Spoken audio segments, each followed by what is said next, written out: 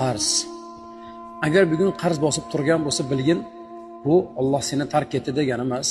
Bu sinov. Sinov esa faqat suyukli bandalarga beriladi. Bugun yuraging siqilyaptimi? Tunlar uxlay olmayapsan? Odamlardan qochib yuribsanmi? Alloh ularni barchasini ko'ryapti. Hech biri behuda emas. Qarz seni sindirish uchun emas, kibrni sindirish, sabrni o'rgatish, Allohga yaqinlashtirish uchun keladi. Demak, sen bunga chiday olasanki, Alloh senga o'zi ishongan bandaga yuk berdi. Qarz seni xo'rlamaydi, umidsizlik xo'rlaydi.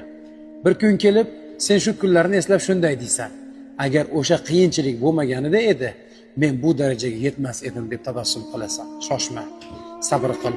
Allohdan ofiyat va kenglik so'ra. Bir kun qarzlaring yechiladi, muammolaring boshingdan ketadi va ana shu kunda bugungi kunlarni tabassum bilan eslaysan. Undan ko'ra bugun Robbimga hamd aytgin.